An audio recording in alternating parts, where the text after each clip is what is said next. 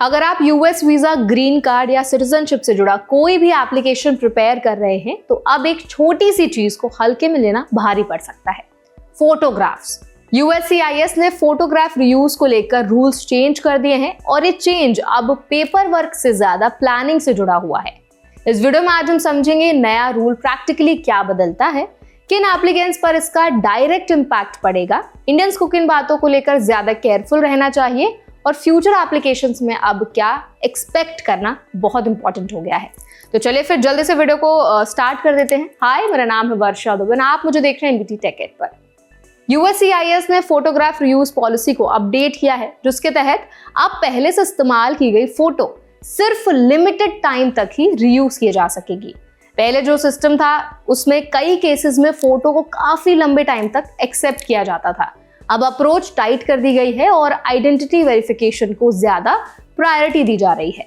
नए रूल के हिसाब से यूएससीआईएस अब किसी पुरानी फोटो को तभी रीयूज करेगा जब वो फोटो एप्लीकेशन फाइल करने की डेट से मैक्सिमम 36 मंथ्स पुरानी हो, यानी 3 साल से ज्यादा पुरानी फोटो अब ऑटोमेटिकली इनवैलिड मानी जाएगी। इससे पहले कई केसेस में फोटोज को 10 साल तक रीयूज करने की फ्लेक्सिबिलिटी थी, जो अब पूरी तरह खत्म कर दी गई है। यहाँ एक और इम्पॉर्टेंट बात समझनी बहुत इंपॉर्टेंट है। फोटो 3 साल के अंदर की होने के बावजूद भी यूएससीआईएस ये डिसाइड कर सकता है कि एप्लीकेंट को फ्रेश फोटो के लिए बायोमेट्रिक अपॉइंटमेंट पर बुलाया जाए। मतलब रीयूज अब गारंटीड नहीं है। फाइनल डिसीजन यूएससीआईएस के डिस्क्रिप्शन पर होगा, केस बाय केस बेसिस पर। एक बड़ा चेंज सेल्फ सबमिटेड फोटोज को लेकर भी है। अब यूएससीआईएस एप्लीकेंट्स के द्वारा भेजी गई फोटोज को ना एक्सेप्ट करेगा और ना रीयूज करेगा।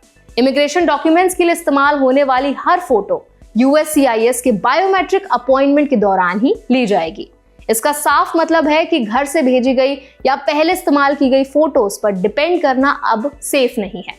इस पॉलिसी चेंज में कैलकुलेशन भी सिंपल कर दी गई है।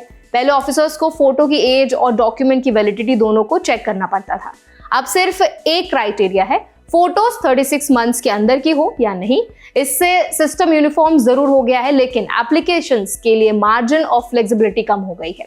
कुछ एप्लीकेशंस ऐसी हैं जहां फोटो रीयूज का ऑप्शन पूरी तरह खत्म कर दिया गया है। यूएससीआईएस ने साफ कहा है कि 4 मेजर फॉर्म्स के लिए हर बार फ्रेश बायोमेट्रिक्स जरूरी होंगे। इनमें form N400, form N600, form I-90 और फॉर्म I-485 शामिल हैं।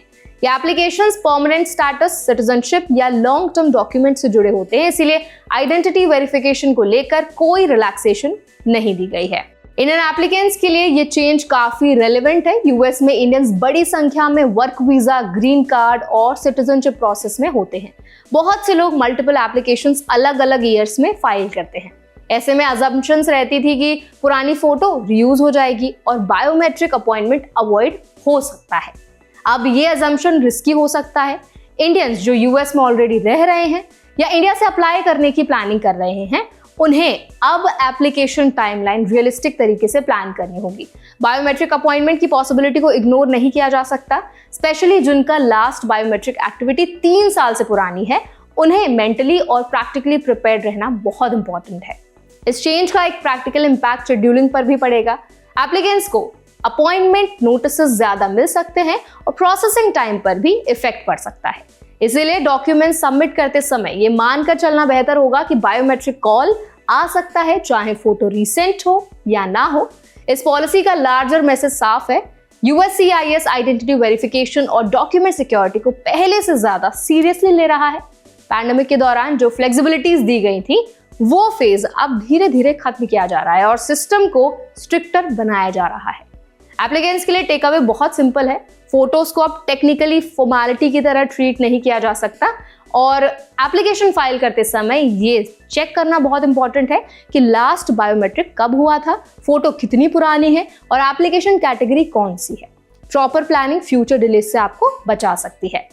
तो आई होप ये अपडेट आपके लिए काफी काम का रहने वाला है। अगर ये वीडियो आपको अच्छा लगा तो इसको जरूर लाइक करें, शेयर करें अपने फ्रेंड्स और फैमिली के साथ। ऐसे और भी अपडेट्स के लिए, वीडियोस के लिए, इन्फॉर्मेशन के लिए हमारे चैनल एनबीटी टेक एड को भी जरूर सब्सक्राइब करें।